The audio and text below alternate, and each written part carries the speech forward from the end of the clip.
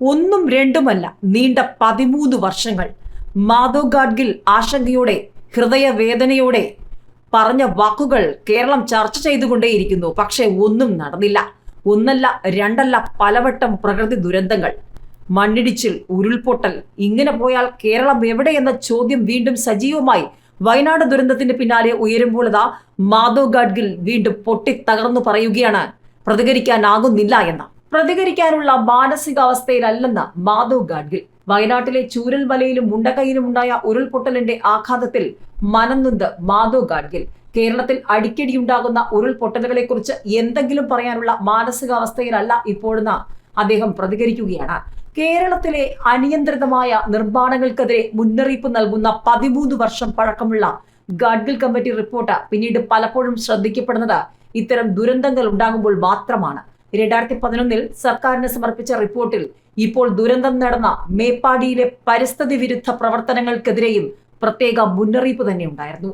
മുണ്ടക്കൈ, ചൂരൽമല, അട്ടമല, നൂൽപ്പുഴ, മേപ്പാടി എന്നീ മേഖലകൾ റിപ്പോർട്ടിലെ പരിസ്ഥിതി ലോല പ്രദേശങ്ങളിൽ ഉൾപ്പെടും. അന്നത്തെ കേന്ദ്ര സർക്കാർ ഗാഡ്ഗിൽ റിപ്പോർട്ട് തള്ളുകയും മറ്റൊരു റിപ്പോർട്ട് തയ്യാറാക്കാൻ കസ്തൂരി രംഗന്റെ നേതൃത്വത്തിൽ സമിതിയെ നിയോഗിക്കുകയുമായിരുന്നു. അനിയന്ത്രിതമായ ഭൂമി കയ്യേറ്റവും വനനശീകരണവും അശാസ്ത്രീയ നിർമ്മാണ പ്രവർത്തനങ്ങളുമാണ് പ്രളയ ദുരന്തങ്ങളിലേക്ക് കേരളത്തെ തള്ളിയിട്ടതെന്ന് 2018 സെപ്റ്റംബറിൽ പൂനെയിലെ അന്താരാഷ്ട്ര സെന്ററിൽ നടന്ന ചർച്ചയിൽ മാധവ് ഗാഡ്ഗിൽ ചൂണ്ടിക്കാട്ടിയിരുന്നു. പ്രകൃതി സംരക്ഷണവും പാരിസ്ഥിതിക സന്തുലനവും ഉറപ്പാക്കുന്നതിന് ശക്തമായ നിയമങ്ങൾ നിലവിലുണ്ട്. എന്നാൽ അതൊന്നും പാലിക്കപ്പെടുന്നില്ല എന്നതാണ് പ്രതിസന്ധിക്ക് കാരണം. ജനങ്ങൾ ഇത്തരം കാര്യങ്ങളെക്കുറിച്ച് ബോധവാന്മാരാകണം. ഇതിനെതിരെ ജനങ്ങൾ സംഘടിക്കണം. പരിസ്ഥിതി സംരക്ഷണത്തെക്കുറിച്ച് സംസാരിക്കാൻ പോലും ജനങ്ങൾ ഭയപ്പെടുന്ന അവസ്ഥയ്ക്ക് മാറ്റമുണ്ടാകണം. നിലവിലുള്ള ത്രിതല പഞ്ചായത്ത് നിയമങ്ങളുടെ ബലത്തിൽ ഇത്തരം കാര്യങ്ങളിൽ ഇടപെടാനുള്ള അവകാശം ജനങ്ങൾക്കുണ്ടെന്നും മാധവ് ഗാഡ്ഗിൽ ഓർമ്മിപ്പിച്ചിരുന്നു. ഇപ്പോൾ കേരളം വീണ്ടും മാധവ് ഗാഡ്ഗിലിന്റെ വാക്കുകൾ ചർച്ച ചെയ്യുകയാണ്.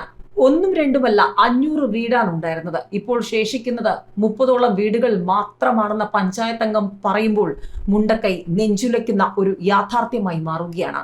ഇരുളിൽ മുണ്ടക്കൈ കവർന്ന് ഉരുൾ തൂത്തെറിഞ്ഞത് ഒന്നും രണ്ടുമല്ല, 500ഓളം വീടുകൾ. ചുറ്റും മണ്ണും കല്ലുമല്ലാതെ ഇപ്പോൾ ഒന്നുമില്ല. കാലുകുത്തിയാൽ കുഴിഞ്ഞ് താഴേക്ക് പോകുന്ന സ്ഥിതി. വീടിന്റെ മുകളിലെ റൂഫിനൊപ്പം മണ്ണ് മൂടിയിരിക്കുകയാണ് പലയിടത്തും. ഉള്ളിൽ എത്ര മനുഷ്യരെന്ന അവ്യക്തം. മുണ്ടക്കൈയെ ഒന്നാകെ മൂടിയ മണ്ണിനടിയിൽ നിന്ന് ഇനിയും കണ്ടെത്താൻ നിരവധി മനുഷ്യർ ബാക്കിയാകുമ്പോൾ രക്ഷാപ്രവർത്തനവും പ്രതിസന്ധിയിലാണ്. 540 വീടുകളിൽ അവശേഷിക്കുന്നത് 30ഓളം വീടുകൾ മാത്രമാണെന്ന് മുണ്ടക്കൈ ഗ്രാമപഞ്ചായത്ത് 11ാം വാർഡ് മെമ്പർ പറയുമ്പോൾ ദുരന്തത്തിന്റെ വ്യാപ്തി അതിഭീകരമെന്ന് ഒരിക്കൽ കൂടി കേരളം തിരിച്ചറിയുകയാണ്. റൂഫ് നീക്കി കോൺക്രീറ്റ് പൊളിച്ചു വേണം ഓരോ വീട്ടിനുള്ളിലുള്ള മനുഷ്യരെ പുറത്തെടുക്കാൻ.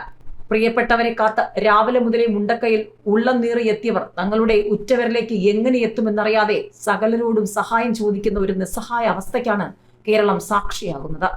ആശുപത്രികളിലും ക്യാമ്പുകളിലും ഉറ്റവരെ അന്വേഷിക്കുകയാണ് പലരും. അവരെങ്ങും ഇവിടെയില്ല. പക്ഷേ അവർ ഈ മണ്ണിനടിയിലുണ്ടോ എന്നാണ് ചോദ്യം.